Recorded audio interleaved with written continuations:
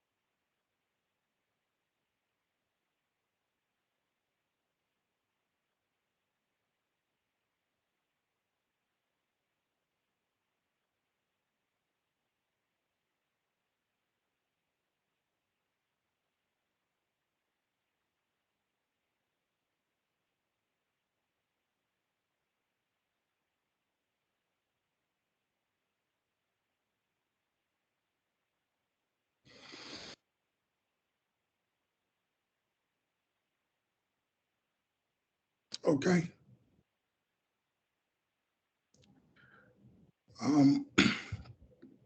Okay.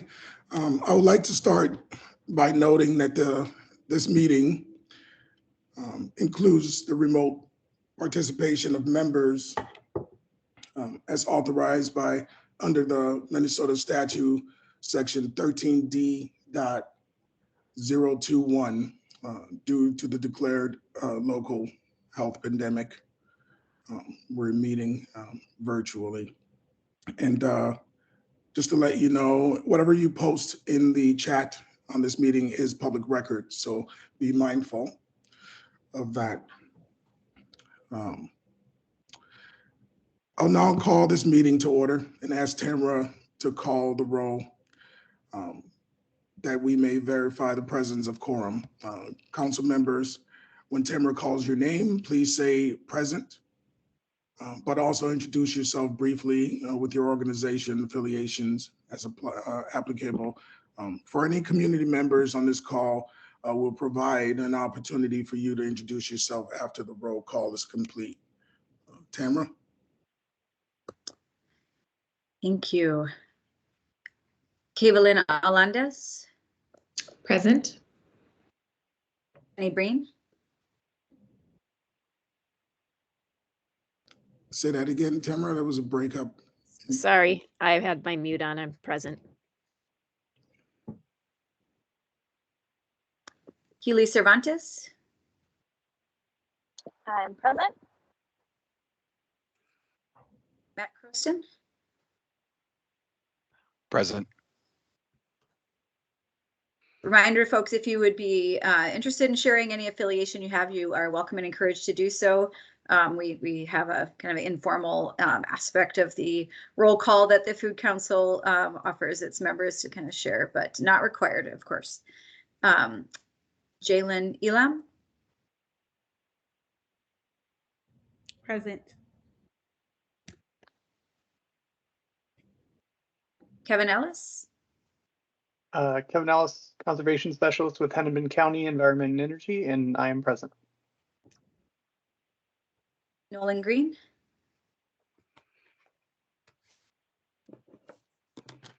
I understand Nolan is having technical difficulties, so we'll try his name again at the end. Brandon Griffin.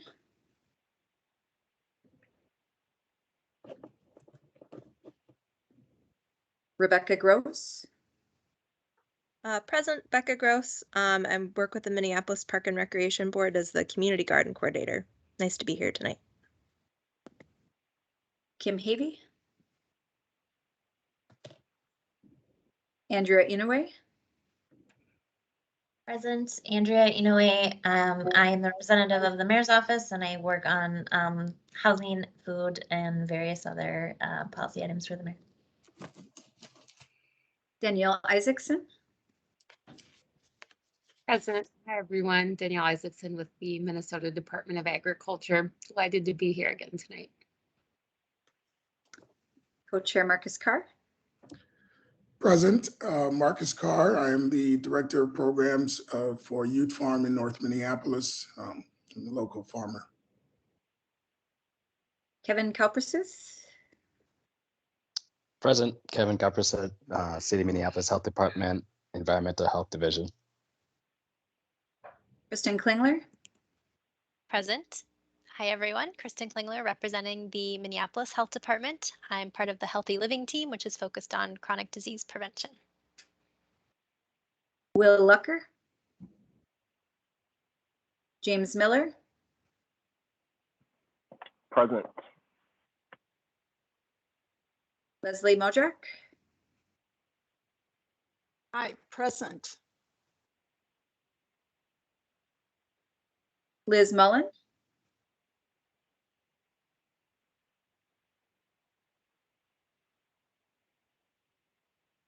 Devon Nolan. Helen Schnoes. Hi, present. Helen Schnoes. I'm the outreach manager for the Minnehaha Creek Watershed District and looking forward to tonight's meeting. Julie Wong.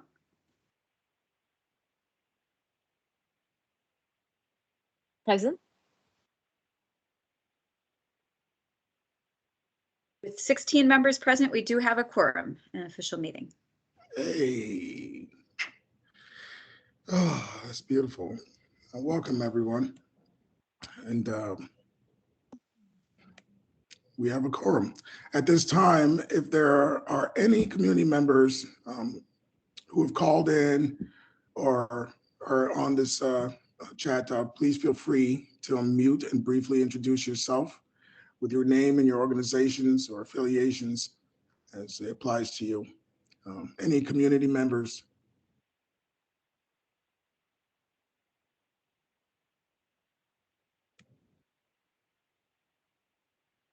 I can kick us off. My name is Grace. I'm an AmeriCorps Vista working with the City of Minneapolis Homegrown Department and happy to be here and help out as needed.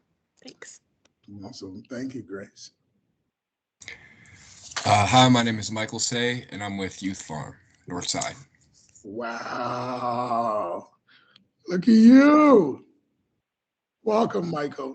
Just to let you know, Michael is one of my oldest pupils since he was 9 years old. Anyone else? Yeah, hi, my name is Abdi Khalik Sahal. I'm also with the Homegrown Minneapolis team. I'm a public health specialist 1. Excited to be here. Excellent. Hi, everyone. My name is Tong. I'm with Homegrown Minneapolis as well, too. And so I'm Patty Bowler, rounding out the Minneapolis Health Department contingent, Director of Policy and Healthy Communities for the Health Department. Hey, Patty.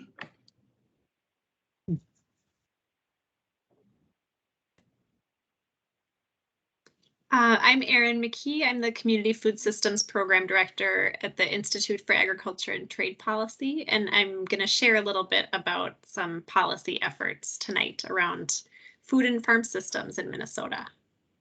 Beautiful. Welcome, Erin. Thank you. Hey everyone, Peter Whitetalk with Hunger Solutions Minnesota, and same deal, I'm going to present on some hunger policy that's happening at the Capitol. Beautiful. Thank you, Peter. Hello, I'm Hikaru Peterson with the University of Minnesota, and I've been involved in the Minneapolis Food Action Plan process, and so I will be co-presenting with Tamara during the second half of the agenda. Beautiful. Welcome, girl.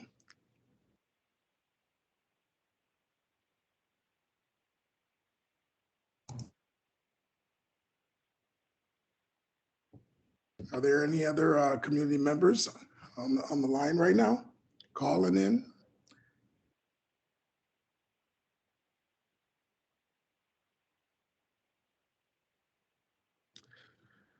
Awesome. Yeah, this is amazing. I just want to say thank you to our community members for joining us tonight for tonight's meeting.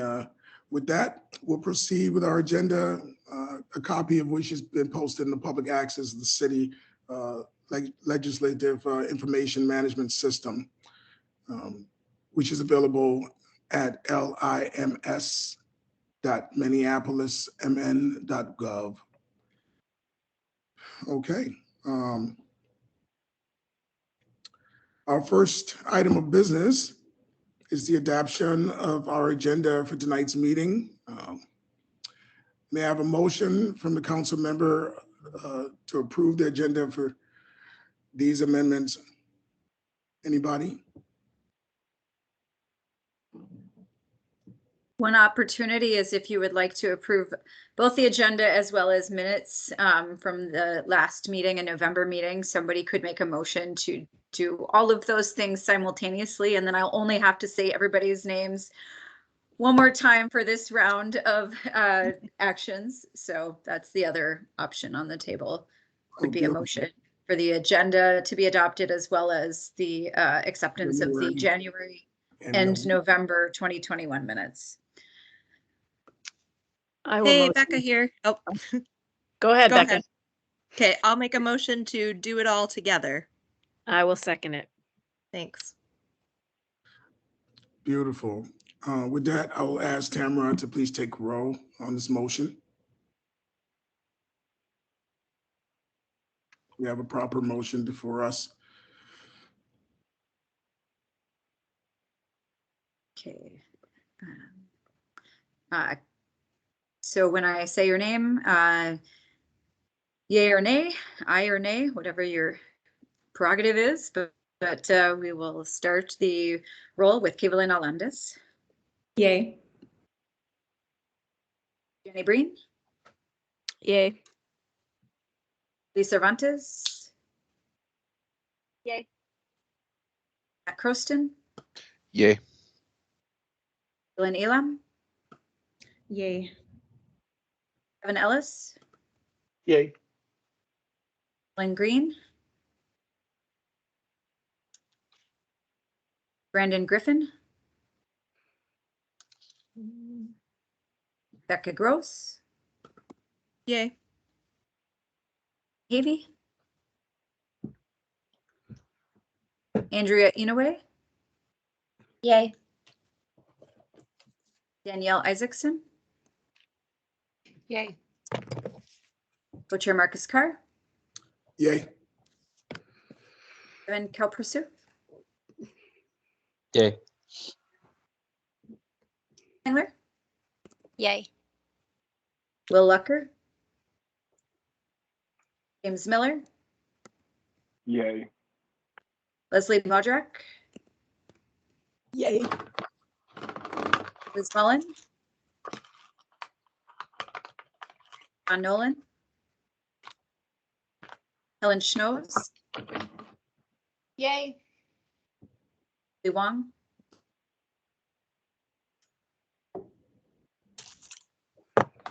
Hi, quick question. Can I vote even though I wasn't there for the minutes in November? For the meeting in November? Yes. Okay, yay. If you would like, you may abstain if that is your preference as well. It is your choice. Okay. Well, yay. Okay. And I will say for everybody's purposes first that with 16 yeas, the motion passes, as well as the minutes have been pretty succinct in focused on the actions taken and not a lot of nuance of conversation that's happened. And so as a group, if there is more detail desired, that would probably require both a closer read as well as something that could be done in the future if that would be of interest. But at this point, they've really been focused on the actions taken, if any. So pretty brief for your review at this point. Thank you. We have completed successfully the adoption of the agenda and the acceptance of the November 2021 and January 2022 minutes. Motion passes. It's great. Let's see here. Next on our agenda is elections. We have some open positions, I believe 3 seats for the executive committee and then 1 for the co-chair. I will pass this on to you, Tamara, to lead.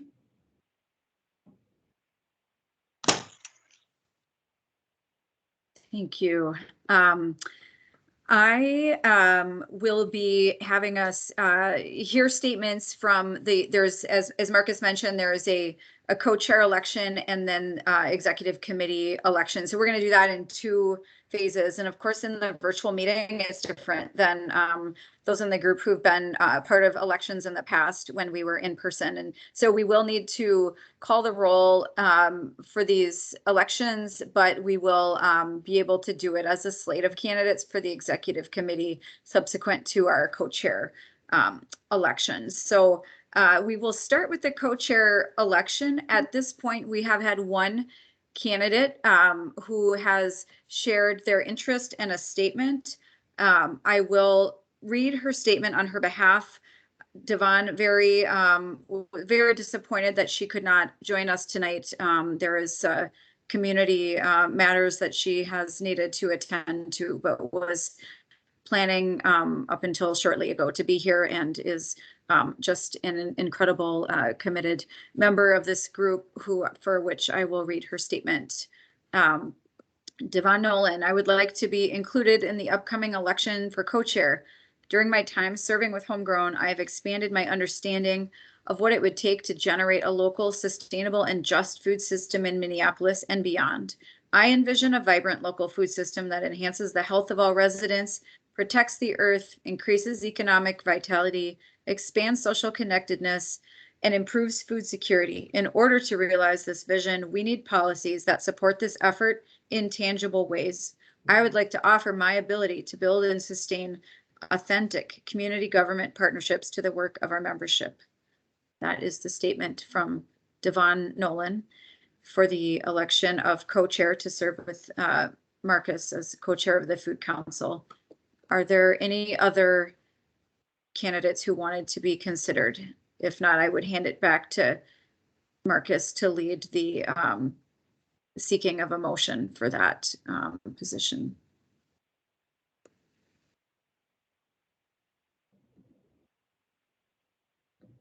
Anyone else?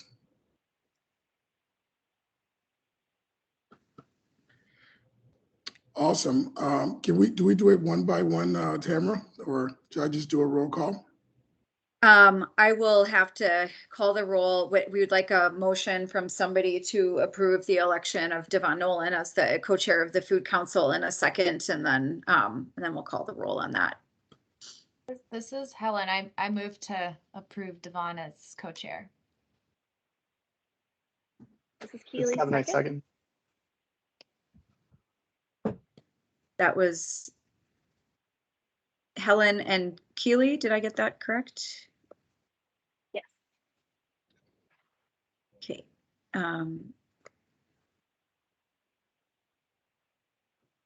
I can, hold on for a moment, I'm toggling here. I will proceed to call the roll on that nomination. Kevin Alondes. Yay. Jenny Breen. Yay. Lee Cervantes. Yay. Matt Crookston. Dylan Elam. Yay. Kevin Ellis. Yay. Nolan Green. Brandon Griffin. Becca Gross. Yay. Kim Havey. Andrea Inouye. Yay. Danielle Isaacson. Yay. Marcus Carr. Yay. Kevin Kalpersuth. Yay. Kristin Klingler. Yay. Bill Lucker. James Miller. Yay. Leslie Modrak. Yay. Liz Mullen. Von Nolan. Helen Schnoes. Yay. Wong.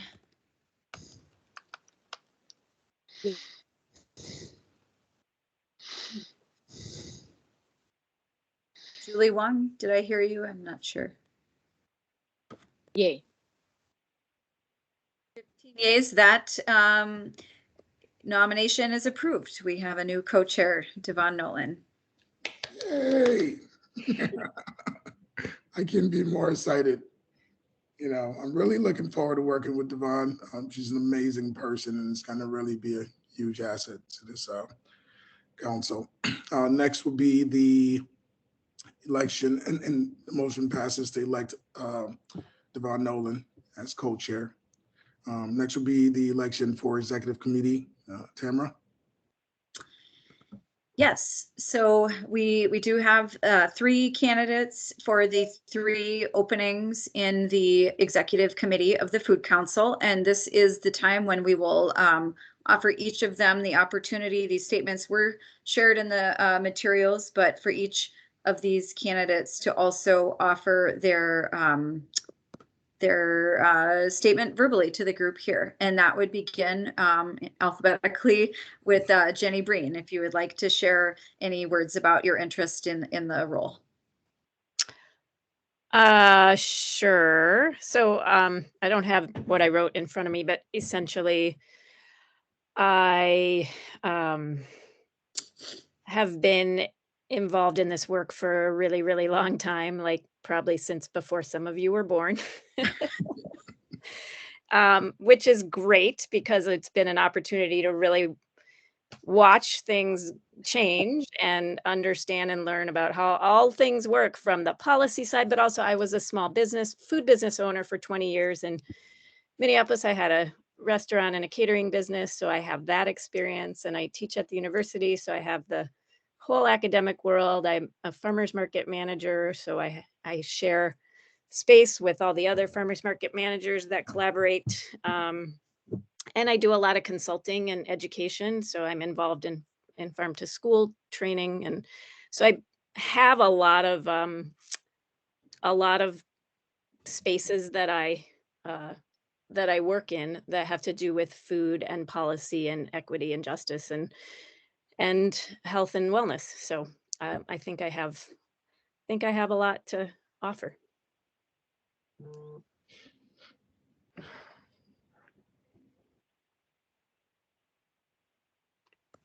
No doubt about that. And so our next candidate in our alphabetical order is Kristin Klingler. Thanks, Tamara. Hi, everyone. This is Kristin again from the Minneapolis Health Department.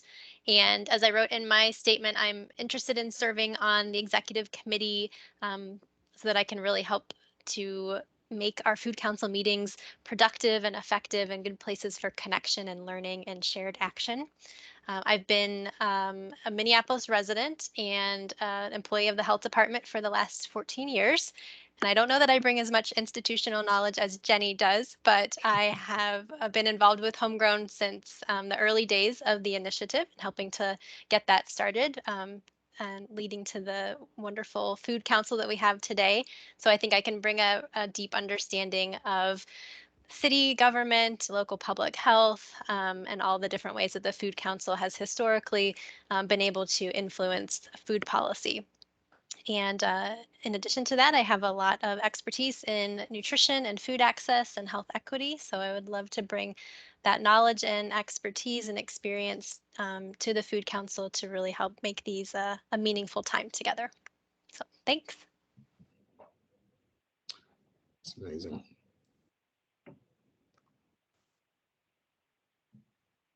And then our last candidate alphabetically for the executive committee is Julie Wong. I hand it to you. Hi, my name is Julie Wong, and I apologize in advance if I cut in and out because the reception is a bit spotty here. I am interested to contribute from the perspective of a small business owner, and I am keen also to help improve access to food for underserved communities. I have a background in finance. I'm working on a fintech startup that helps small businesses track their finance, as well as I'm also a small business food startup owner, selling at a couple of farmers markets. So I am hoping to contribute from the perspective of operational requirements, for example, kitchens, as well as connecting a fragmented food industry, more from the perspective of, the tapping on the wisdom of crowds. Thank you.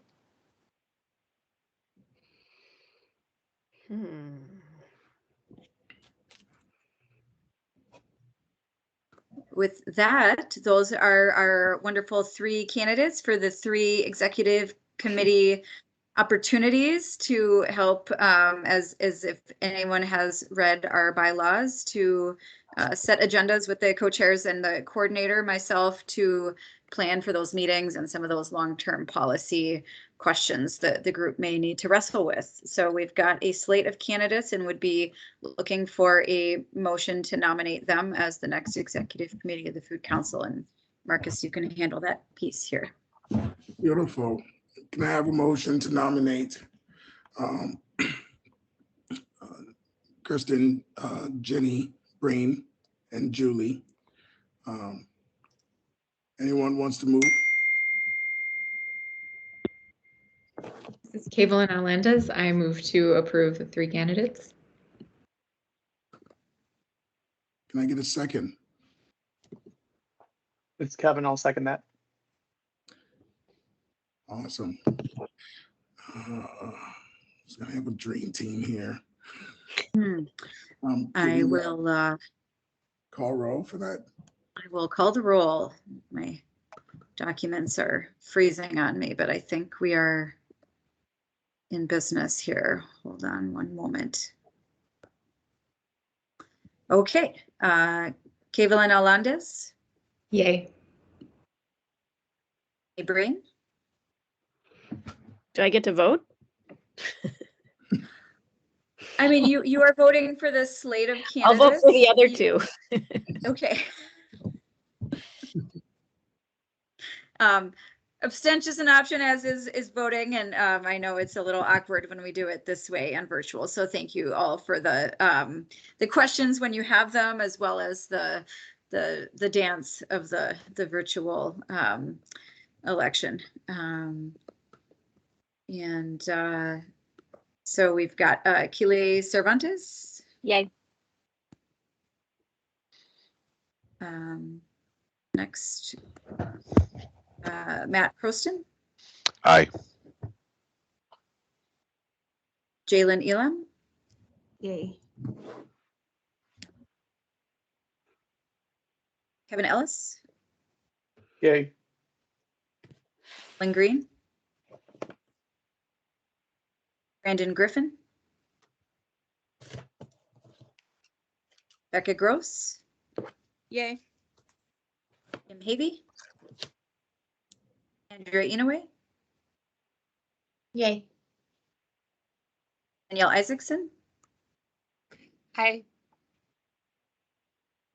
Marcus Carr, Yay. Kevin Coppersooth, Yay. Kristin Klingler, Yay. Will Lucker, James Miller, Yay. Leslie Modrak,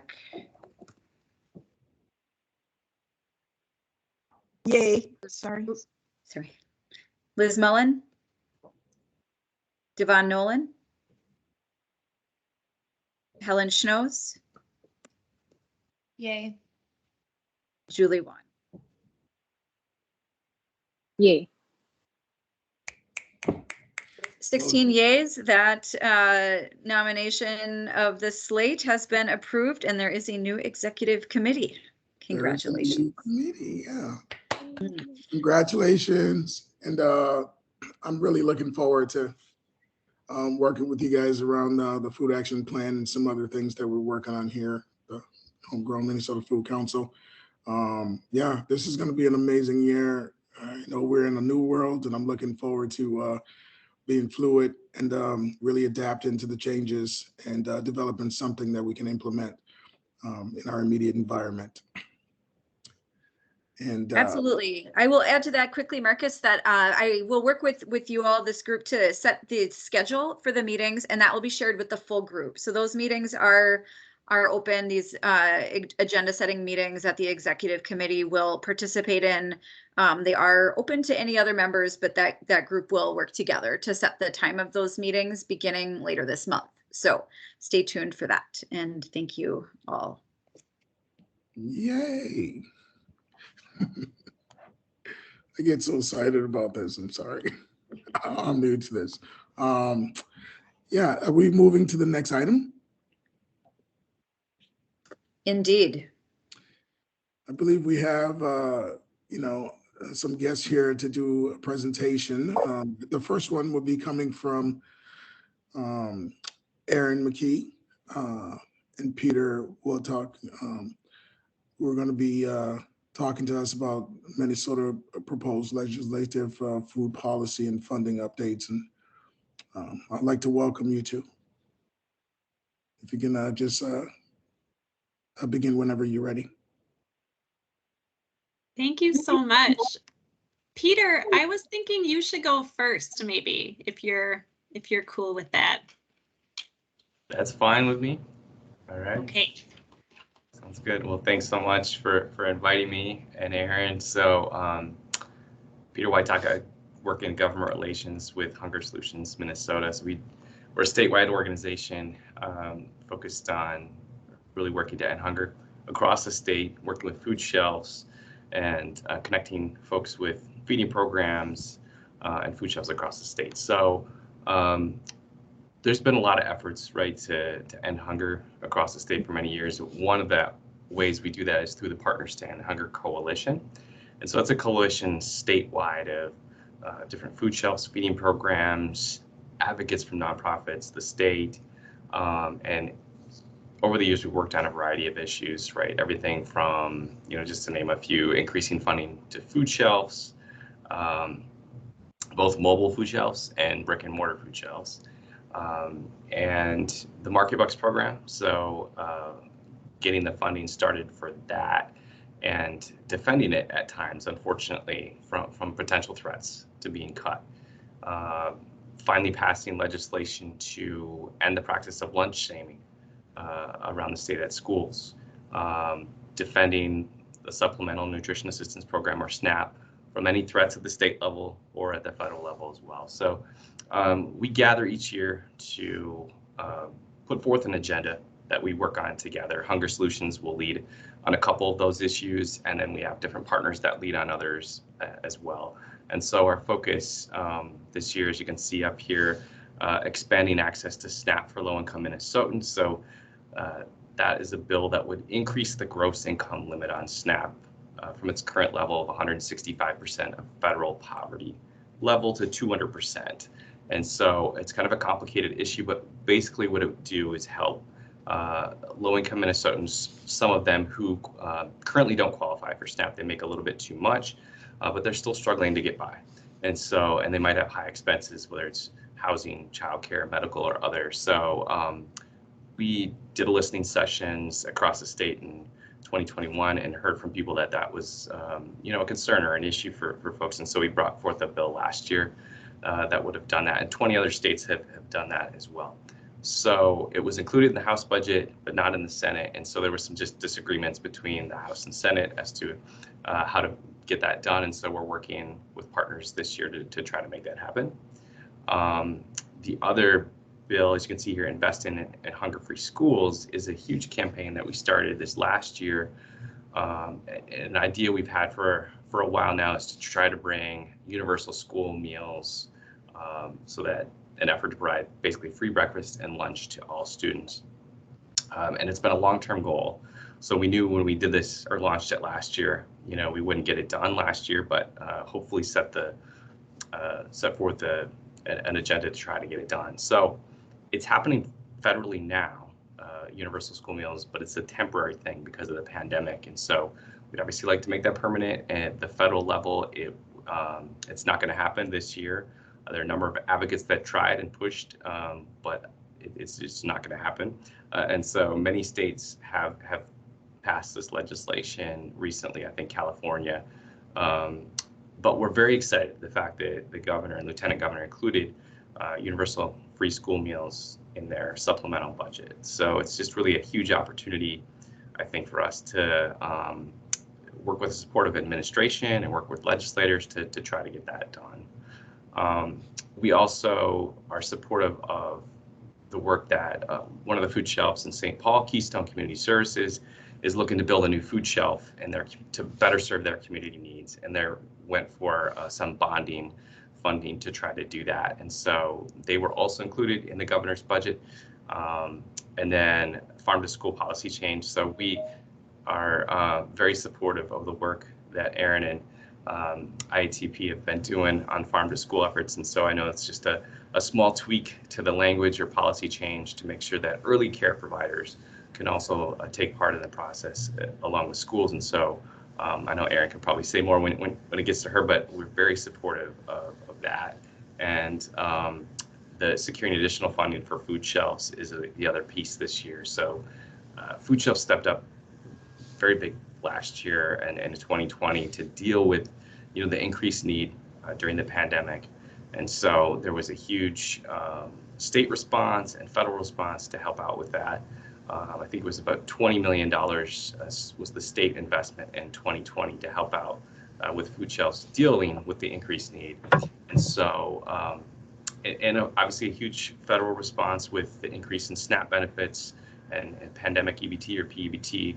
So things could have been a lot worse. But certainly there's more, funding needed to deal with everything that many of the food shelves and food banks and feeding programs are dealing with right now. So we're thrilled that the governor and the administration included in the supplemental budget, it's $8 million for food shelves, for food banks, and for feeding programs. There's also an additional $15 million for capital emergency needs, and that's like freezer, equipment, storage space. A lot of food shelves around the state could use this funding to really revamp their food shelf to make it, give it better access to the clients that use it. And then $12 million is invested for tribal nations to improve food access and increase culturally relevant foods. So even though it's typically a budget year, it kind of feels like a policy year. It really feels like a budget year with a huge surplus, and that really just a great opportunity now to pass some pretty significant legislation on the issue of hunger. So obviously it still needs to pass the House and the Senate, and could certainly be a challenge this year, but we'll do everything we can to try to make that happen. but certainly can't do it alone. So I just wanted to plug our Hunger Day on the Hill as well. That kind of goes along with the work we do with the coalition. It's just a way, and so it'll be a virtual event on Tuesday, March 8th, to bring folks from all around the state to advocate for these. Thank you. Here are the details. So it'll be a program in the morning on Tuesday, March 8th, and then we'll do set up legislative visits, virtual visits for those attendees in the afternoon on March 8th and in the morning on March 9th. And so just a great way to kind of plug in and learn about some of the hunger-related policies and how you can get involved, and then meet with your legislators. And we'll, it's not, you don't have to be a trained advocate to do this work. We'll certainly make everyone feel prepared for the day and give talking points and make people feel comfortable. So wanted to just let everyone know there's a lot of ways to plug into these efforts, and this is one of the ways. So I will put that link also in the chat if you wanted to register for Hunger Day on the Hill or spread the word to other people that might be interested. And that's all I have, and I will turn it to Aaron, but happy to answer any questions. Amazing. Thank you so much, Peter. Yeah, and I will say I have participated in several of the Hunger Days at the Hill, and they definitely provide a lot of good support. And the effort that I'm talking about today, the Partners to End Hunger Coalition, has been a big mentor. There are a lot of mentors, Peter and his colleagues, and just the way that they have worked in coalition to get things done is really inspiring. And they've been working in that anti-hunger space. And that aligns a lot with a lot of the priorities that partners that I've been talking to are working on. And I'm also on the Partners to End Hunger Coalition too. But there is a lot of work around more of the farm side of things, around supporting emerging farmers, BIPOC farmers, small to mid-sized farmers. And we have felt like they don't have as big of a voice as we would like to see in these decision-making conversations. And there are, in fact, groups that say that they're speaking on behalf of farmers that don't include the perspectives of a lot of these smaller farmers that we know don't necessarily agree with everything that is being presented to these decision makers as the perspective of all farmers in Minnesota. And so the work that I am sharing today is kind of setting up a similar parallel coalition or network, actually, of organizations that are working on farm and food systems issues, and trying to come together to build a unified platform that we can present to decision makers and legislators, and knowing that we have more power when we work in community and with each other. We have a lot of us that coordinate, but are kind of working on our own issues. And as Peter mentioned, I've been doing farm to school and farm to early care work and trying to get some legislation passed in support of those issues. But kind of that was my little niche issue. And then I knew other partners were working on their little bills. But we saw a lot of potential in, what would happen if we came together and we all supported each other and we worked in more of a coalition model. So the way that we're trying to do that is by launching a new network of organizations. We're calling ourselves Mini Ag. And actually, I didn't send slides ahead of time, but if I can, I could try to share my screen maybe and see if I can share. Yeah, are you able to see this little handout? Okay. Yes. We have a one-pager talking about basically we did a community input process with a lot of different organizations. Some of them are on the line today, I see, who gave us feedback about what are the things that are important to them, what do they want to see in policy. And the 4 priorities that we came up with were these 4 here. So increasing financial and capacity investments in infrastructure, small and mid-sized processing and market development statewide. So a lot of times, I'm sure that this comes up for this group a lot. you know, you have an interested farmer and an interested consumer, but there's the infrastructure in between can be really challenging to get the connection made and that supply chain built. And then the second one here, enabling land access and supporting farm viability for emerging farmers. This is huge. It's really hard to get land. It's really expensive. You know, a lot of farmers are leasing their land, but then they don't want to make amendments to the soil or invest in things and if they don't know if they'll be able to be there next season, etc. So that was a huge one that came up over and over again. Definitely a lot of interest in leveraging Minnesota agriculture to create positive climate and ecosystem impact. That's on a lot of people's minds. And then linking nutrition and food access needs to Minnesota agricultural producers. So a lot of the Partners to End Hunger agenda would also fall under this priority as well.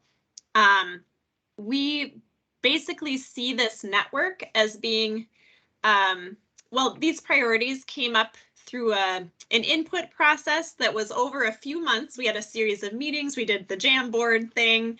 We had workbooks where partners had conversations in communities and got feedback and then filled out a workbook and submitted it to us. Then we went through and like collated all the information and everything to hone it into like what are the big picture areas and what are the strategies that people care about. So one way that we see this network working is to gather the feedback from community to be able to bring to legislators and tell them this is what people are interested in, what they care about.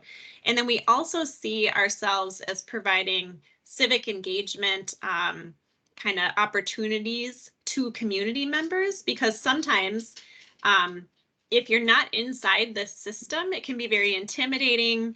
You don't know when decisions are being made or what opportunities there are to make your voice heard. And then that ends up leaving people out of these conversations. And then they don't have a voice in the decision-making process. So we want to be able to use the network to push out action alerts and say, hey, there's going to be a hearing where they're talking about the SNAP, you know, how the SNAP qualification level, and you can submit comments. You can, you know, write a letter and say what you believe about that, or you can sign up to testify. These are open to the public and anybody can come do that. But sometimes it's just letting people know or providing a toolkit that gives them kind of sample language, things like that. So kind of a back and forth of like helping community members connect and get the voices of the community members who are impacted by these decisions into the conversations where the decisions are happening.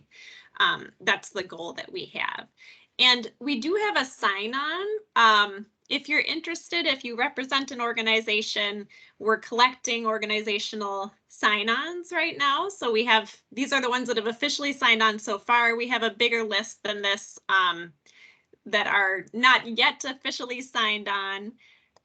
But we would love to have some of your names on there too. So I can share the link to sign on. And we also have a website where you can kind of get more details about what those priorities look like. What are the examples of those priorities? Since I know they're kind of big picture and abstract. We did just share these priorities with legislators who are on the agriculture committees in the House and in the Senate, and also with the leadership at MDA, at the Department of Agriculture, and with the media. So this is like our day of going live. So this is kind of an awesome timing opportunity for us to be able to share with all of you as well. And we have bi-weekly check-ins where we're going to share like what's going on, the timely updates and action alerts, and also an opportunity for community members to share what's going on that they've heard. If you're interested in the legislative process, I've found these meetings, like with Partners to End Hunger, it's a really good way to kind of get oriented to what the heck is going on with the legislative session. Like what is the timing of when you need to have bills heard, and like what is the kind of series of steps that you need to follow to get an issue passed or a bill passed. So that's what we kind of want to provide, is just a space to connect on what's going on with the legislature. So if you want to sign up for those meetings, I'd be happy to invite you to those too. And they're on Fridays at 1 p.m. The next one is not this week, but next week on the 18th. Yeah. Does anyone have questions about any of that? Or for Peter too?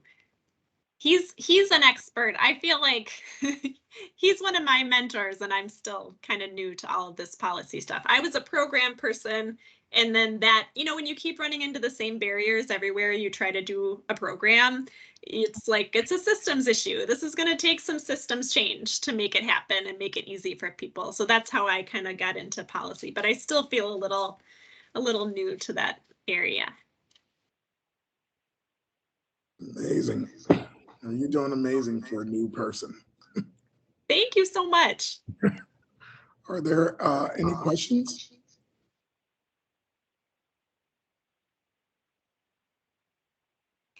I just want to jump in and say how cool this is, Erin. Just it's super exciting. It's building on so many years of work, and the name is amazing. But just the who shows up in those committee hearings is so impactful, and it's often so absent from a lot of really important voices. And I think the relationship building and strength that can come from this is hopefully going to be transformative. And I'm really excited to see where it goes. So just thanks for all the leadership you're providing. Thank you, Helen. I second that. Gosh, it's like Robert's rules around here. I was gonna say too, I should say it's not just me. I'm like a coordinating person, and then I have a couple other main partners who are helping me. Ariel Kagan, if any of you know her, she used to be at MDA. She helped to write. She was the main writer of the Emerging Farmers Report, which was super important for MDA to be kind of collecting that perspective and acknowledging the needs. And I think that really led to creating the office for emerging farmers that they have now, which is so great. So she's wonderful. She is a self-described policy wonk, is super awesome.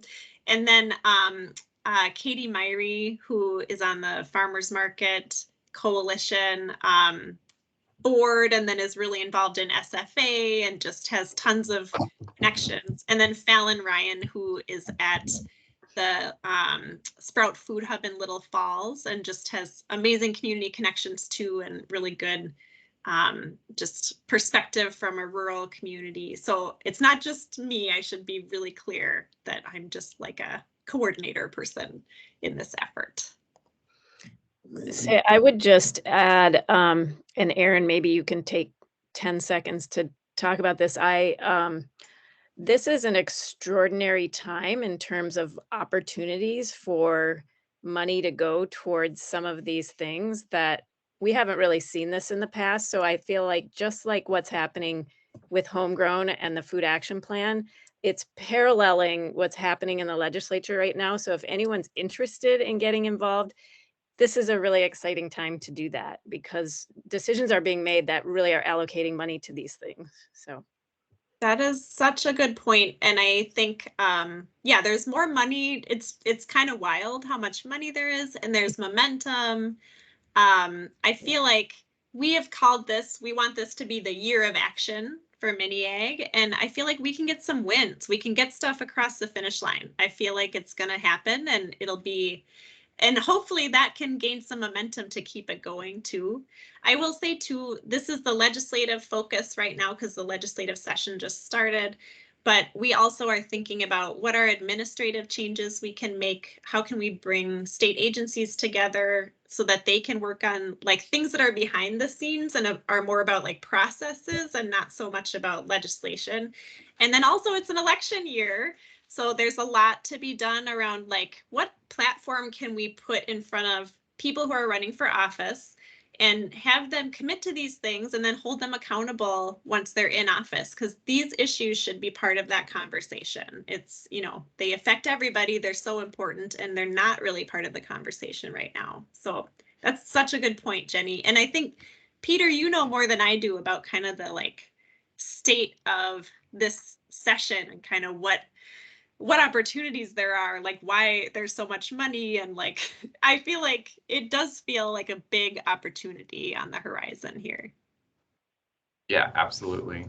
Yeah, I think it is, and that's why it was so great to kind of just see when the governor released his budget, just how many things were included, and that doesn't always happen. So certainly there will be a challenge to get it through, but I still think we can be optimistic at this point. And if we have enough people showing up and making their voice heard, you know, that's going to give all these issues a better chance of passing. So that's amazing. I am going to be doing my part to invite, you know, fellow farmers and like definitely a bunch of army of babies to Hunger Day on the Hill. And Jenny, if you can share that link in the chat for, you know, your office, and can encourage people to go ahead and add their, or you already did. That's right. Okay, perfect. Yeah, that's amazing. I am going to be doing my first Schedule F this year, because last year I spent all summer farming for myself, and most of the issues that we're talking about I faced for the past 10 years. Ended up doing the farm beginning program at the land stewardship, and you know, just wanted to like see how much I can lift on my own and working my way to my own autonomy and land ownership. And I'm still not there yet. So I'm looking forward to like learning more and definitely picking your brain about next steps. Yeah, any more questions or statements?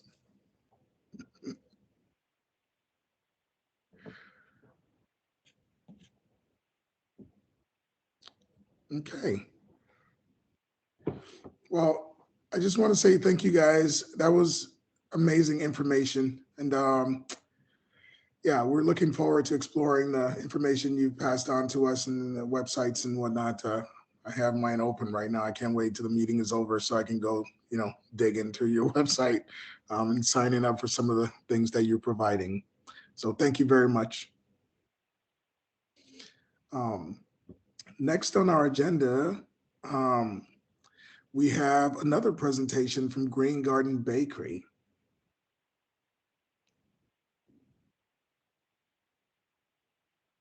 Green Garden Bakery, are you present? Yep, we are here and ready to go. Beautiful. All right, so Tamar, you have the slide pull up, or if I can share my screen, I'll do that too. You could share your screen if you have it ready. That's great. Go to that. Okay, I'm gonna try to pull that up.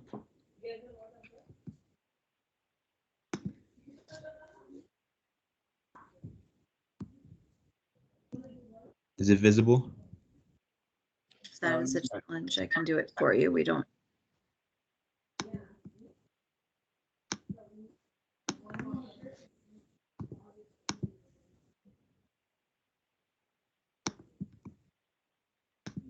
Yeah, because the oh wait.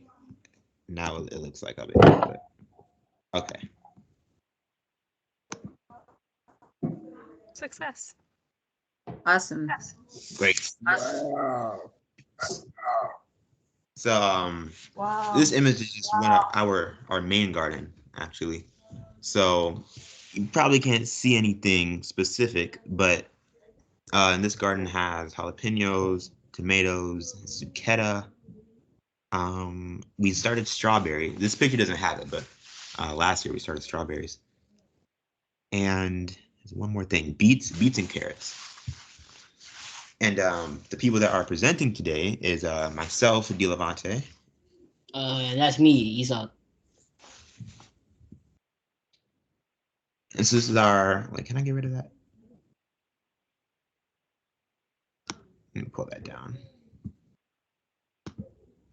Okay. This is our mission statement. So we're young entrepreneurs of color from North Minneapolis, driven by a passion to change the world one healthy and delicious baked good at a time. Our methods of Green Garden Bakery is that we grow vegetables in our garden, as we've shown before. We have 3 gardens. Right now we're working on an indoor gardening system that we use hydroponics system. and we're hopefully trying grow more our delicious baked goods at indoor at a more effective rate. We bake them into vegetable-based desserts, like I said. All of our desserts are vegan. Yeah, we sell them at Mill City sales, and we package them using eco-friendly practices. That goes for our compostable boxes. We put beet paint on them to give kind of like our signature Green Garden Bakery flair. We also sell them at Pay What You Want. The reason we sell that at Pay What You Want is because if you don't have enough, you can still, get something to eat. But if you do have enough or have more, you can still support it. Donate to our community. That goes. Yeah, we got cameras for. Unfortunately, people in our neighborhood got their houses broken into, and we gathered enough money to install cameras in all of their homes. And also, another unfortunate event, one of our co-workers unfortunately died. And we did the best to support their family. We sold rose boxes, and with the money, we gave them the money and one of the rose boxes too, just to help them cope with losing another family member. Yeah, and I can speak more on that with the Rose box. So that comes from her middle name, Rose. So we named it after her, and then all the funds that were raised by that, whether it was online, through the markets, whatever, we ended up raising around a little less than $3,000 for her family. So we were really happy that we could do that. And so this is Green Garden Bakery and how we are involved with food justice. So this is our map. You can take a look over and see all the pathways. And while you're looking over that, I'll just read some of the stuff off of how we contribute to food justice. So we have 3 gardens, as Isak mentioned earlier. So one is the picture from the very first slide. That's our own garden. We have a second garden that's used for our herbs, so cilantro, edible flowers, as well as regular flowers and things of that nature. And then the last garden is a community garden in the Heritage Park that we'll harvest from if we're lacking in, some vegetable. This ties right in, but we grow all of our vegetables ourselves. We also glean from other farmers. We bake at City Food Studios. That's a commercial kitchen in South Minneapolis. But fortunately, construction just started last week on our commercial kitchen. That's going to be right here in Heritage Park, North Minneapolis. So, every one of our bakers doesn't have to travel like 20 minutes anymore and try to find a ride. Now we can just, it's in the neighborhood. So that's also cutting down on gas and carbon. But where we sell at, where we distribute our goods, Isak mentioned this, Midtown Farmers Market, Mill City Farmers Market, and we also sell online at greengardenbakery.org. And we're also having a pop-up sale this Saturday at Seed Cafe. So we like to do, pop-up sales, markets, online. Yeah. We make sure that we incorporate health into our desserts. Usually the word dessert, is seen as something unhealthy, just plain sweet, and that's that. But we like to we have a vegetable in every one of our desserts, at least one, because we want to make it, good for you and taste good. Next is our compost. We have a compost, as well as our compostable boxes that we package all of our desserts in. We have business cards, these really cool business cards, and the way they are is it's a decomposable tomato-shaped card, and it has wildflower seeds inside. Well, the reason it's tomato-shaped is because there used to be tomato seeds, but we recently switched it. But yeah, so once you're done using the card, you can plant it in the ground and grow wildflowers for a garden, wherever you want. And then let's see, yeah, that's all my food justice knowledge for you guys, and then I'll give a quick rundown of the picture. So education and access. So with our workforce training, We educate people on gardening and sustainability, as well as, forget on the word, sustainable practices. We build skills. We provide food for people in North Minneapolis, actually all over the Twin Cities, because we sell North and South Minneapolis. We reinvest into the community. So the way that works is we split all of our proceeds into thirds. We use a third system. So 1/3 goes to a community act or charity of our choice. Isak mentioned 2 of those. The second third goes back to the business, and then the last third goes to the workers. And then youth voice and advocacy. We are a youth-run business. All of us, under 18, making all the decisions. So that's an obvious one. Our sustainability with our sustainable practices, urban agriculture, growing glean. That goes back to our gardens and all the vegetables that we grow. And here's just our social medias, Green Garden Bakery, NPLS, our Instagram. That's our main account. We're all under 18. We don't use Facebook. We have it, but we have like 2 posts on there. So, but yeah, and that is it.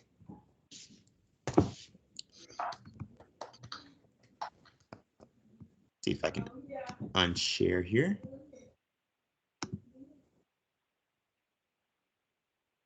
And stop presenting. Voila.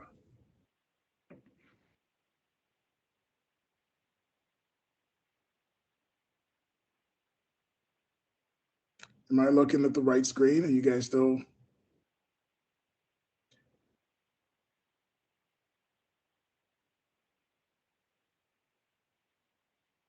For us? Oh, there you go. Yeah, Tamara just popped up.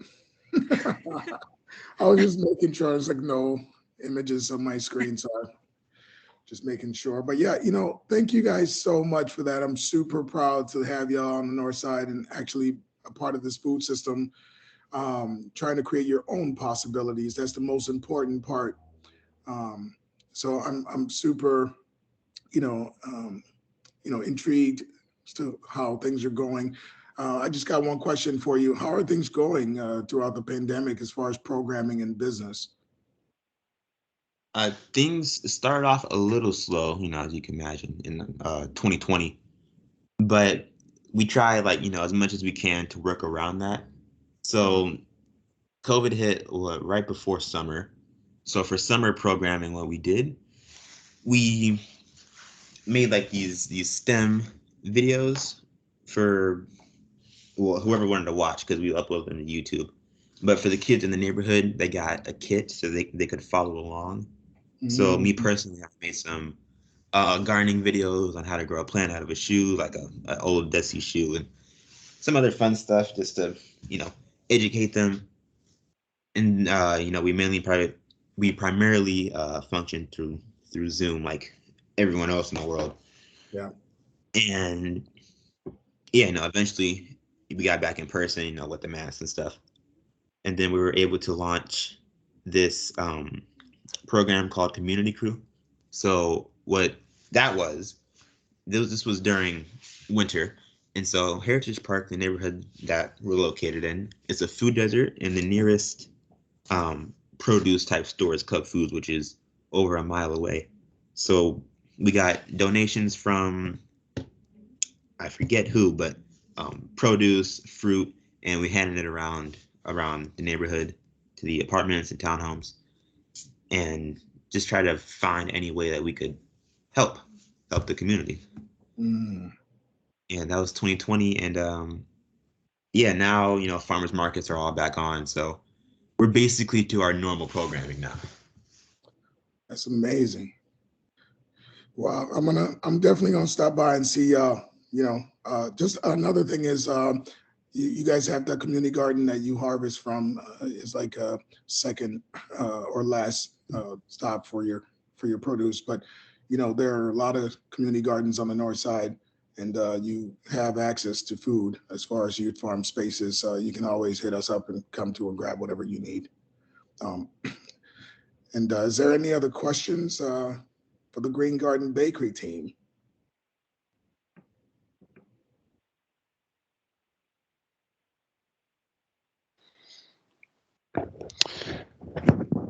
I would just like to say how delicious their food really is. If you haven't tried it, it is not just nutritious, but legitimately delicious. And that really counts a lot. So nice work on all of it.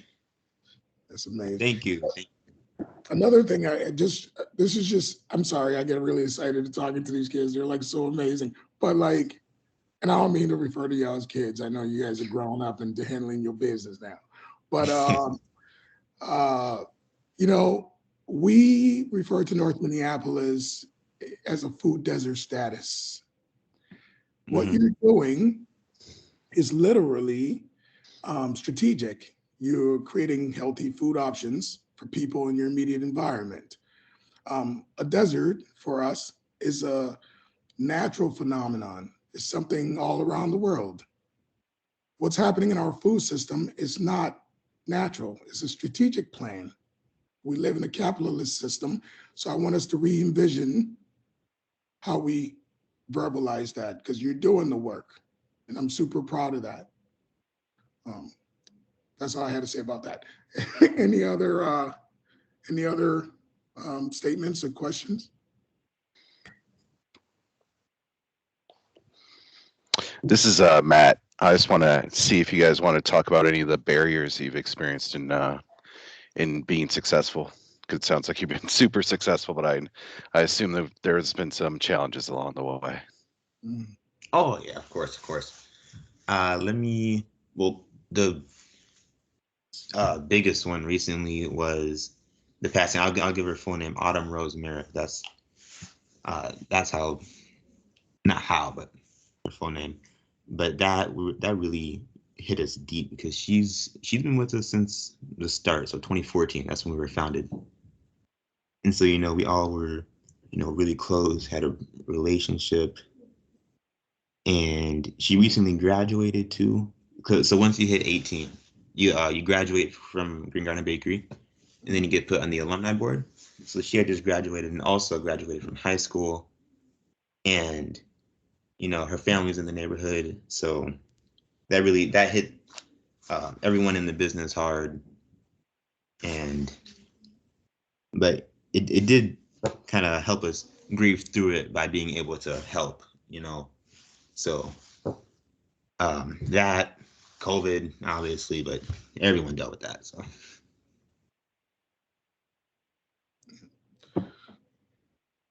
sorry for your loss.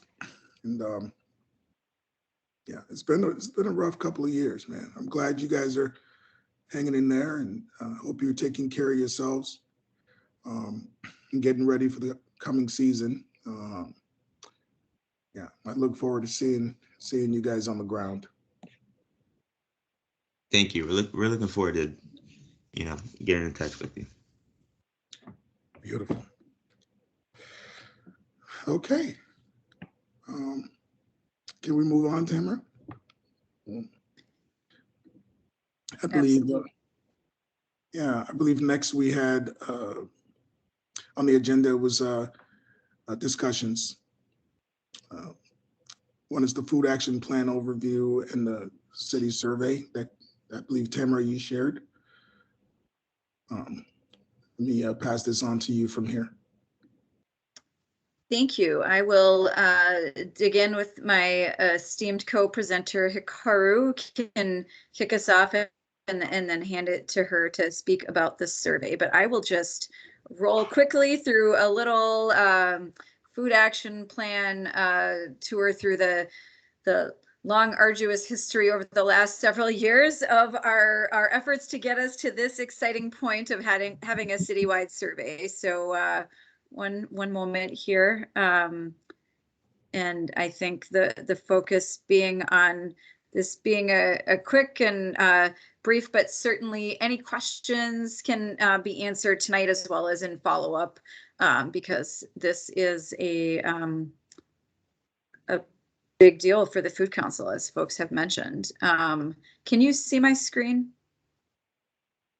Cool. So just a quick review for everybody. We've got a lot of partners in this. Hikaru is here from the University of Minnesota. This began as a partnership with the University of Minnesota.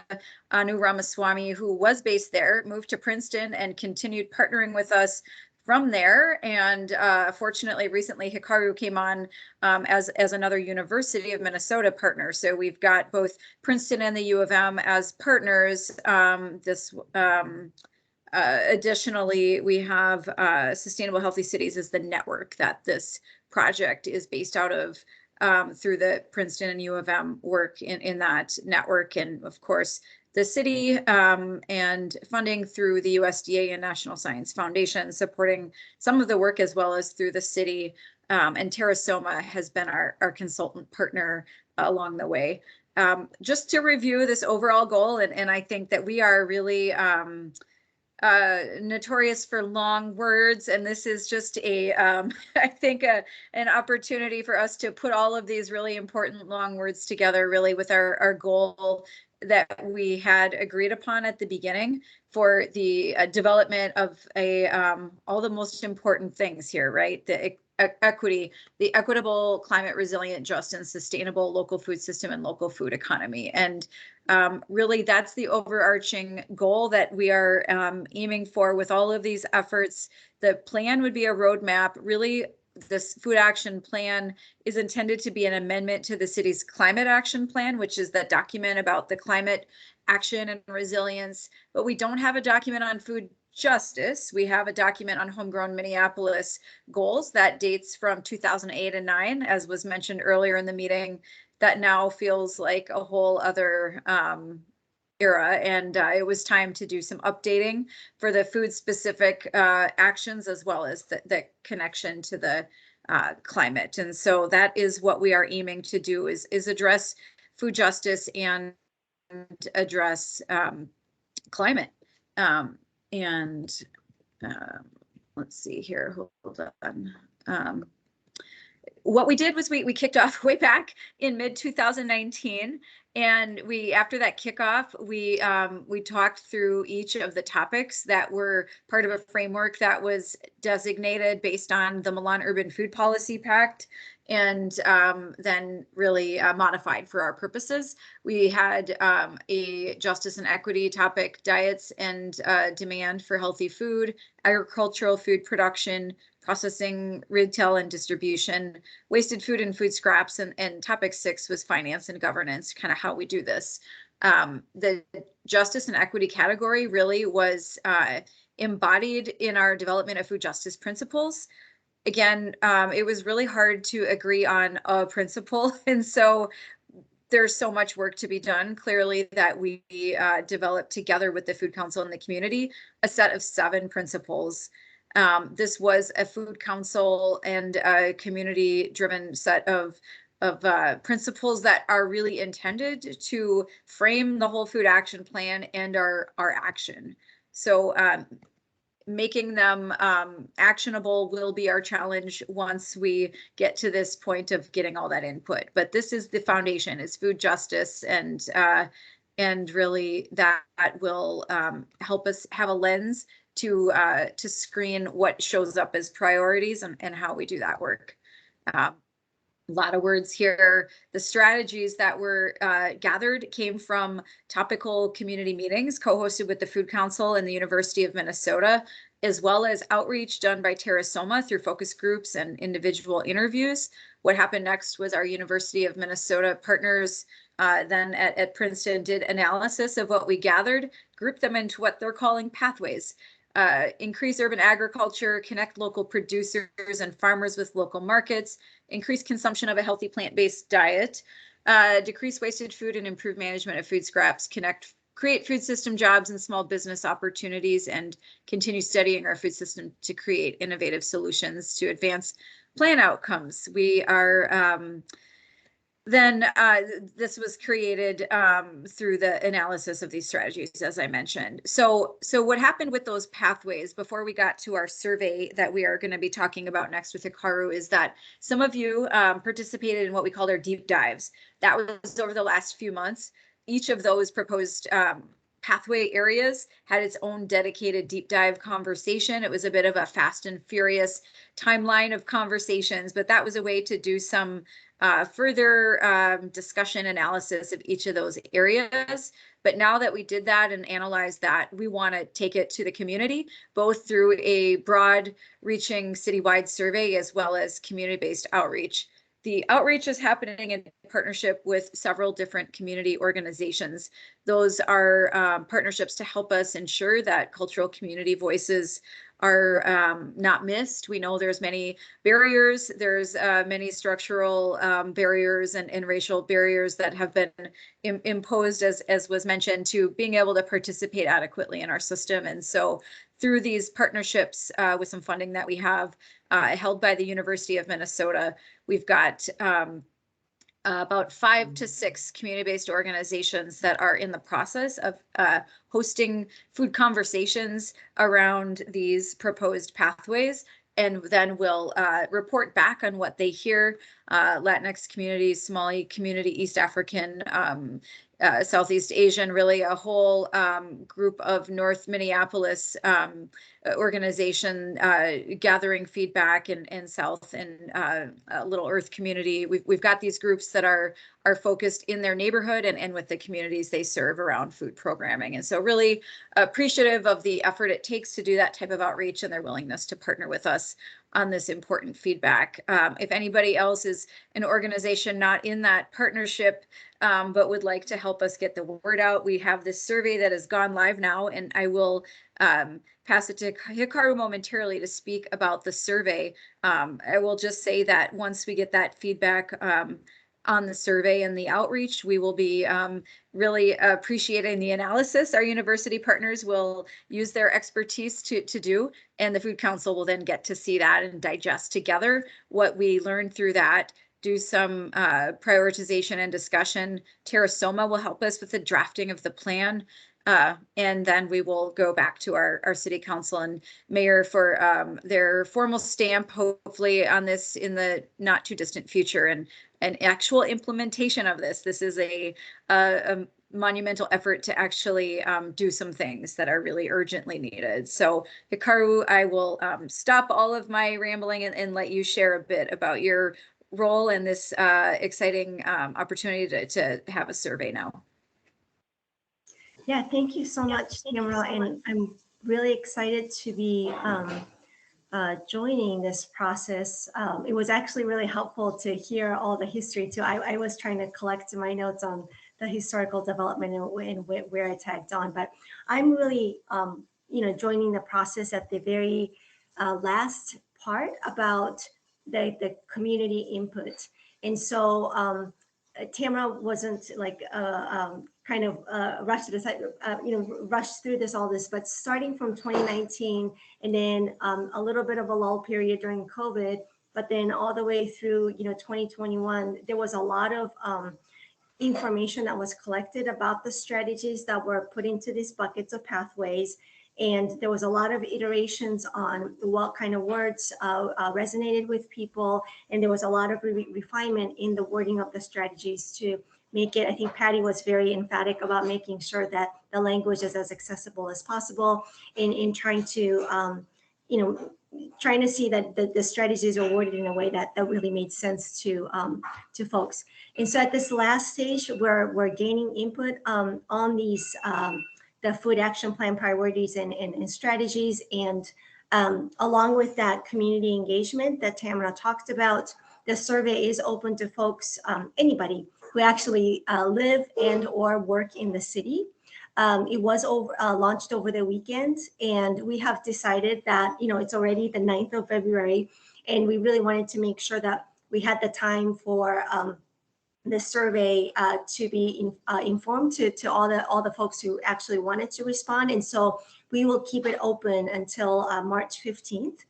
And what we're doing is really asking which pathway is most helpful for the city to achieve its goal, and then asking them to select at least one of the pathways to kind of deepen and take a look at the specific strategies that are included in that pathway to help us prioritize which ones they think are most helpful for the city to move toward that more equitable, climate resilient, just and sustainable local food system. I will also mention that in both cases, like the community engagement in the survey process, the participants are informed and about the food justice principles as the framework that is guiding the work. And it's really hard to use a survey to try to reach a lot of people, but we do present to them the food justice principles that have been, developed and adopted by this council to make sure that they're aware of the thoughts of the leaders that have gone into this. And so we will, the survey and the community engagement will hopefully help us identify what folks in general are thinking about in terms of priorities, and then possibly, what is missing from the strategies. And so after we gather all those inputs, then we will come back to you to share what we've heard and what we're seeing, and provide that feedback to Terrasoma to help us draft. And we will, I am planning to be pretty involved in the drafting process as well, but Maggie will be taking the lead on the drafting part of it.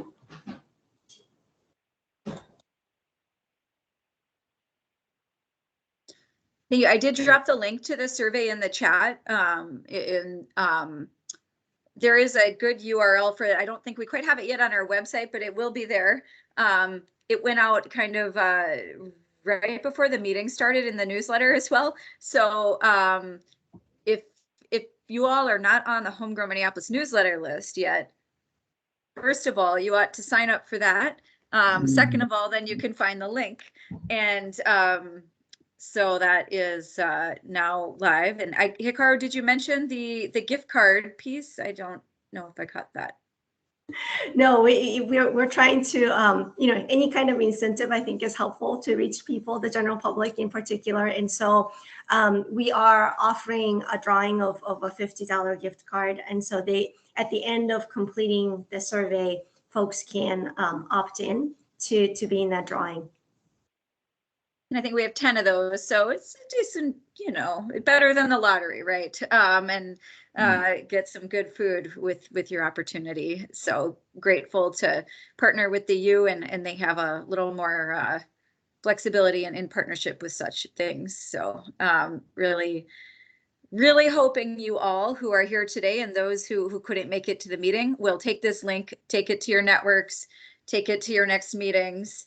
And we will look forward to seeing these surveys roll in, and let us know if there's tools you need to get that out beyond just the link itself. We know, as our green curtain presenter said, the folks aren't all on Facebook. They're not all communicating in the same way. The city has some tools we can use. Facebook is one of them, but we don't have all the latest platforms at our disposal. And so we know, however, that you all are very immersed in community and have really amazing networks and groups you're part of that would really be invited to put their input in through this tool. Yes, and for that younger generation, the survey actually works on your mobile phone as well. And so please don't, feel like you have to be at the computer in order to complete it. I will also mention that the survey is designed to try to keep folks' attention. And so we're not asking folks to answer on all the 6 different pathways, but I'm kind of assuming that, probably the members here would be interested in responding to all of those. Feel free. It's just that, like, once you leave, you can't come back to the same link. And so if you feel like your time is constrained, I would suggest you pick, one pathway to respond to one setting, and then maybe you can click on the link again to select another pathway to respond, and that would be fantastic. And I have to add to that, when I tested it, I was amazed at how quickly it went. I think we all have some survey fatigue, but yet this is, you click through it very quickly if you pick a couple pathways. So to that point Hikaru made, don't be afraid of this survey. It may have some wordiness to it, but it goes quickly. You can just check those boxes, and I think it's one that is pretty brief compared to other ones. So It's amazing. We'd love to take any questions or suggestions for getting the word out.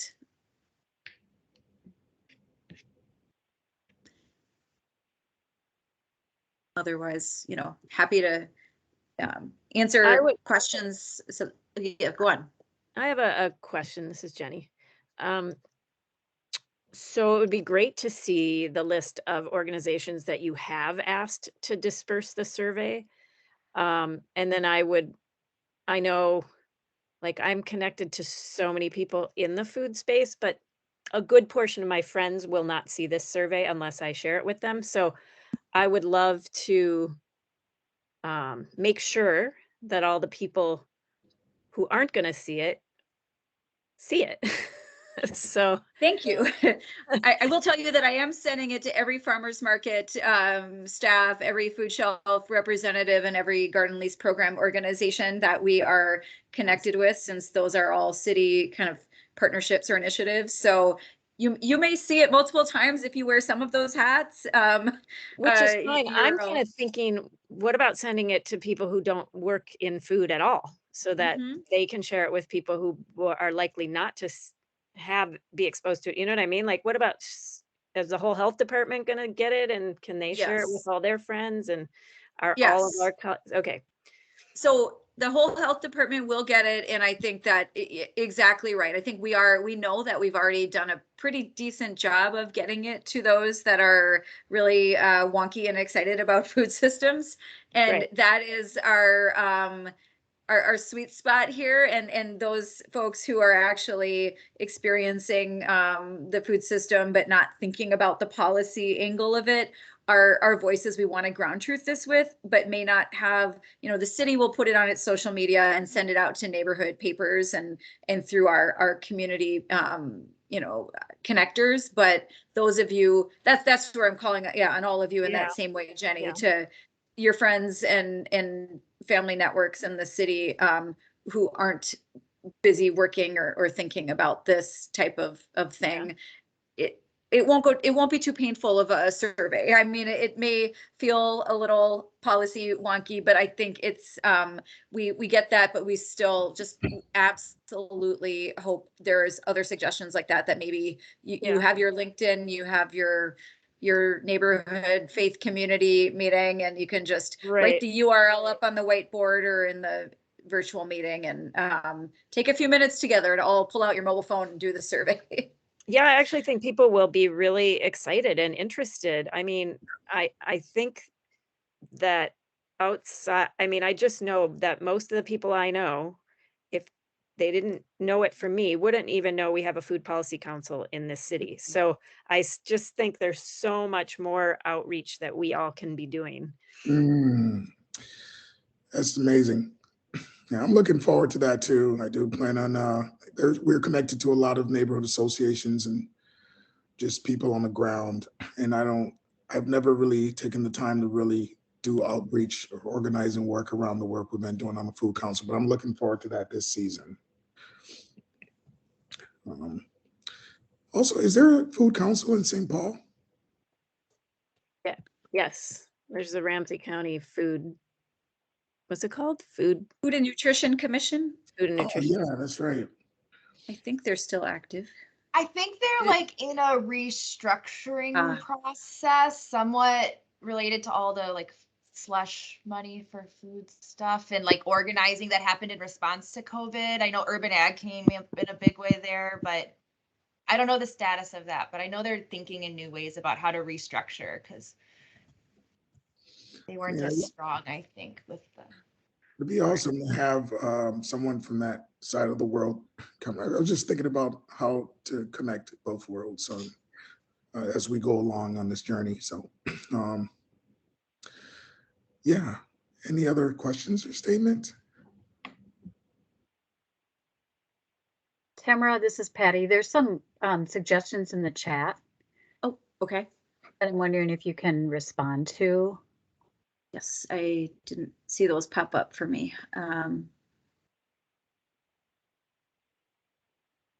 Neighborhood association, the question from Helen, are neighborhood associations getting it and being encouraged to include in newsletters, social, etc.? Yes.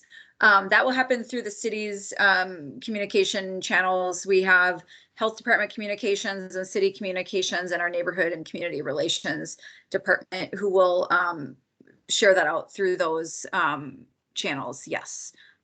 Jenny Breen asked school communities, academic organizations, various colleges at the U, healthcare orgs.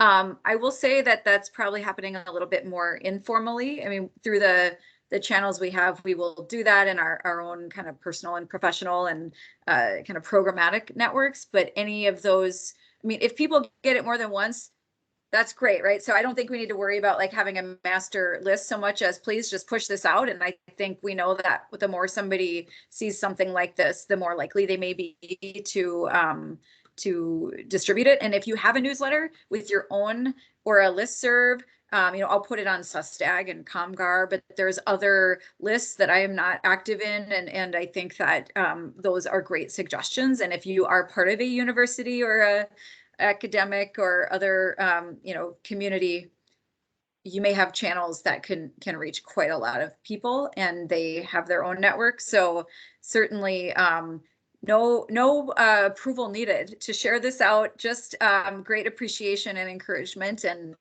I think the more we thank you, Erin, that's great. She can share with MiniAg. Nice. Kevin is asking if there's a QR code that links to the survey via phone. We have not generated a QR code. Is that something, Hikaru, that would be possible? Yeah, it's very easy. Yep, we can definitely send it out along with, I mean, we can generate it and send it your way, Tamara, so it can be included. Brilliant idea. Awesome. That's great question and great responsiveness from our partner. Thank you. Whew. This is getting me all excited. All right, it's a big day. I'm thrilled too, and we will yeah, take any other questions, I think, 2 at a time, probably in follow-up or suggestions, and do what we can to make them happen. But we'll send that QR code once we have it. Excellent. Do we have time? Do you want to continue onboarding? We started last meeting with the trivia. Is there? Let's do a little more I mean, I think the group hasn't been able to play here, right? We've had some discussion, but Abdi Khalik and Grace got through a few questions last time. I think we review those ones again and get to a few more. I think we'll have maybe at least 10 to 12 minutes that we could use for some onboarding activity and have a little food council member fun here. That would be great. Great. Hi, everyone again. This is Grace. So I'm going to share my screen here. We have the same thing, if we remember from last time, which is a little online poll so that we can learn some more information about the Food Council. The link is going to be etc.ch/QJ_HB. There's also a QR code on the screen here. Oh, let me put it in present mode, even bigger there. And that link will stay at the bottom here, so we can get everybody to log on, even if I'm clicking this next button. So I'm going to just start it here. And we're going to go through and review the questions that we went through last time real quick, mostly just because that's the way the poll works. And Abdi Khalik and I will switch on and off giving the questions. So I'll start reading this question as people start to log on. How many licensed backyard chicken coops were there in 2021? Your options are 350, 84, 275, or 196. And I will add, for the sake of all these questions, that you could add in Minneapolis to the end of each question if it's not there. Just assume we're talking about in Minneapolis or for the city of Minneapolis, capital C. Thanks. Yes, that is an important point. And I'll give us just a few more seconds here, see if anybody else wants to hop on and participate. Otherwise, I'll click on. We're at 11. I know there's more people than 11 on here. That's probably have enough to keep All rolling. right. We So don't have time the for everything. answer for how many licensed backyard chicken coops were there in Minneapolis in 2021 is 350. Whoa. So good job, a lot. Our next question is going to be taken by Abdiclick if he's here. Otherwise, I'm happy to hop on. I can't see the screen of everybody's names, so I think I'll take this one, and if you're here, you can hop on the next. How many members are there on the Food Council? Our options are 20, 32, 15, or 25. All right, we're doing good. We're thinking about our answers. And you're all correct. There are 25 members on the Food Council. All right, apologies, where did my cursor go? And our next question, how many Food Council members make quorum? Our options are 13 members, 5 members, 10 members, or 20 members. Doing pretty good. All right, the correct answer is 13 members. That's how many people we need to have a meeting. Similarly, what can happen in a meeting without quorum? Our answers are voting, staff presentations, discussion of matters but no decisions, or nothing. What do we feel like we can do if we don't hit that 13? The answer is nothing. We can't hold a meeting without quorum. It does happen, but we hope not to. Our next question is how many Food Council co-chairs are there? We just did this selection, so super easy. Get us warmed up.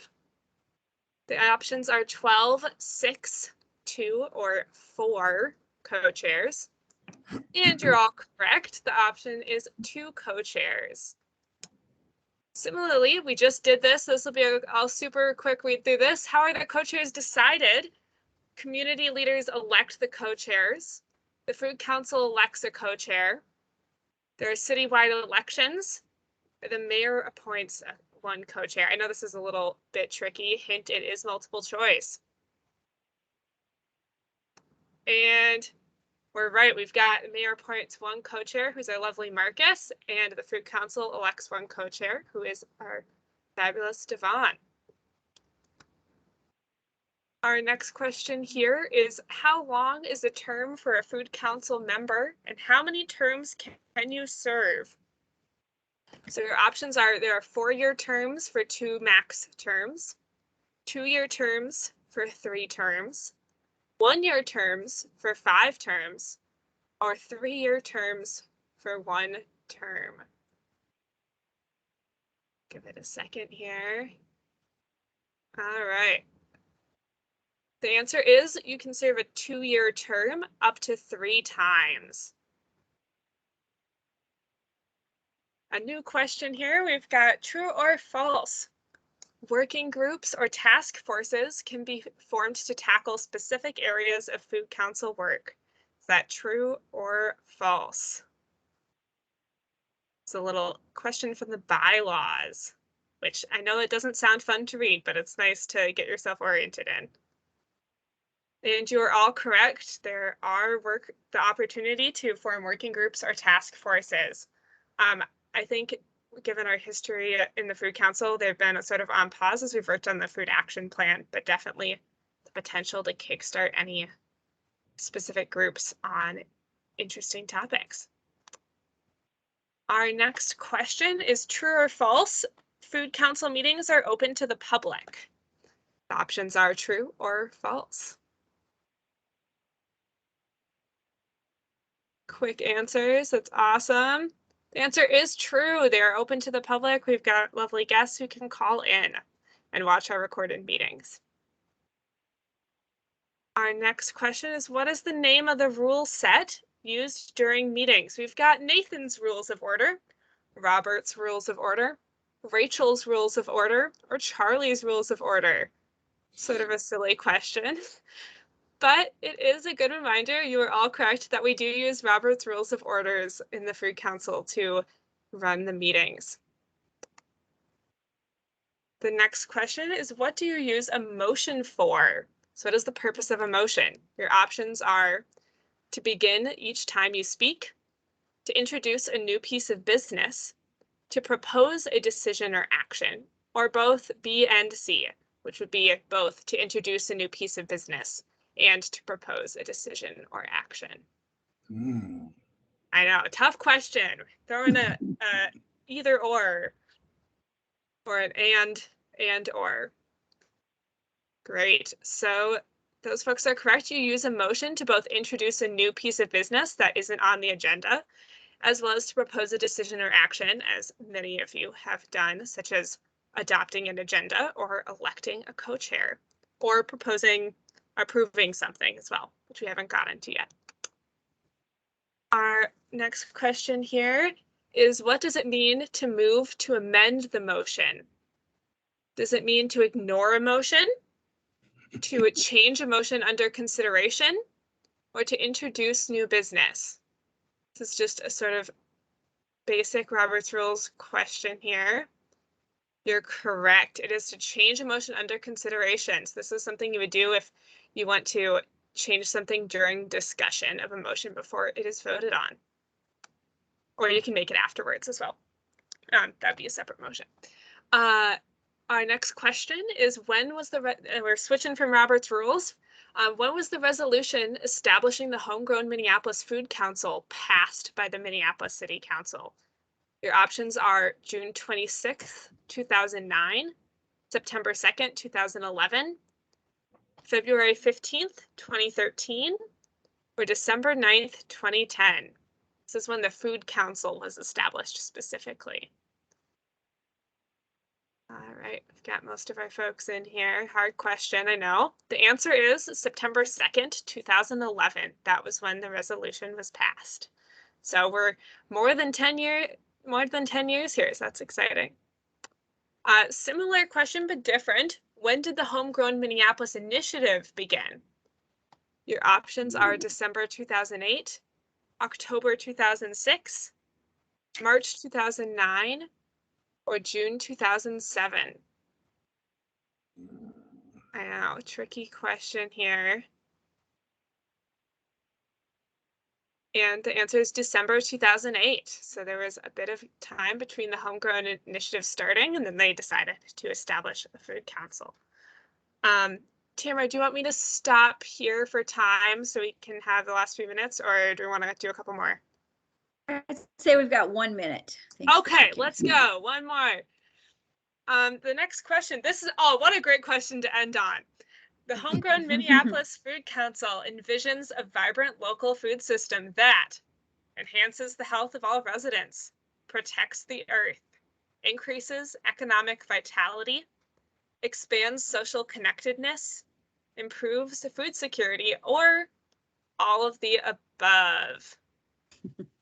You're all correct. It's all of the above. That is from the mission of the Minneapolis Food Council. So thank you all for participating. We're happy to continue that as we need to in future meetings. So thank you. You all did great. Thanks for listening to my customer service voice present a survey. Have lots of practice behind it. Yeah, thank you. That's all. Great job. Thank you, Grace. Thank you, Grace. That was fun, actually. I'm glad. I think it's fun to learn some of that info in a more exciting way. I've read many binders. They're not fun. Yeah, are there any other discussions, Tamara, or anyone else? Yeah, we have an announcement opportunity, and I do have an announcement I can kick us off with, and then others can share. First one is just about the garden lease program. I just want to say we have until Friday for priority applications. Make sure that everybody knows, if you're looking at a lot in the city garden lease program, that we do priority applications through this Friday. So that's that's underway right now. The next announcement is a little bit more personal. I am needing to share with you all that I am going to be leaving the city after March 2nd to go work at Alina Health in a new health related role, and it is with great bittersweet mixed emotions, since Food Council has been since the last 8 years of my professional life, just a very special part of my time, and a really amazing privilege to work with you all, new members, continuing members, previous members. We've done really awesome things together, and I have just really enjoyed that opportunity. So my last meeting of the Food Council as a staff is tonight. This was that last official meeting, and I will send that update by email for those who were not present. But Patty and a great team are all in here, as you heard. So you know, I think you'll get updates from Patty, and we will not be strangers. So I will cheer from the community side, and you probably haven't stopped hearing from me, but in a new role. So that's my. Can I just quick, sorry, I just have to follow up. So, and I'm sure others will, you know, be grieving as I am. But I just wanted to let you know that, well, first of all, we're very thankful to Tamara. We're also I'm trying to get her to give us the go ahead for some kind of celebration and thank you. But we don't have those details yet, but we'll send that out to folks. And then my goal is to post the position sooner than later, and I need to work with our HR department to get that done. But I would like to involve some Food Council members in the selection process, so stay tuned about that as well. Anyway, but we're wishing Tamara all the best as she leaves the city and goes to healthcare, but she'll still be working in Minneapolis. Yeah. Which is great. You can't escape me, Tamara. Can't leave our beloved city. It's not happening. Yes. Yeah. Good luck and congratulations. Thank you. We can do other announcements now and any other cool things people want to share, but thank you. I think that was the top of the cake.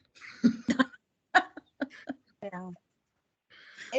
This is Helen. In the spirit of job changes and such, I'll be hiring 2 staff to come work with me at the Minnehaha Creek Watershed District in outreach and engagement. So I'll have those positions hopefully in the next week or 2, and we'll figure out who is best to send them to so that they can get circulated through the great networks you all have, and we can make sure we're doing great work to protect our water along the creek. Thanks. That's beautiful.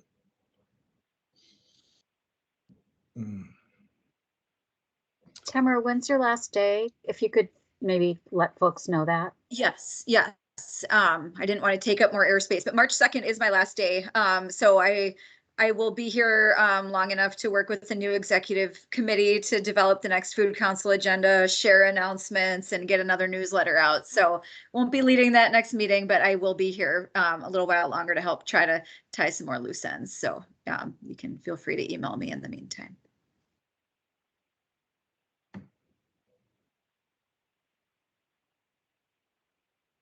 Okay. Any more announcements or anything else to share? I think we're right on time. Tamara, you're going to be missed, and I'm still going to harass you by calling you with all the questions on the planet. You're an amazing human being, and I'm just happy to be on the same rock with you, because you've grown me like we've grown everything else around us. It's all mutual. Thank you so much. Appreciate you. With that, we've completed all the items on the agenda for this meeting. Yeah, and I just want to say thank you to everyone, council members, community members, for joining us tonight and participating in our discussions. You can always reach us at homegrown@minneapolismn.gov. Is there any council member or staff with any matters, anything they want to share before we adjourn?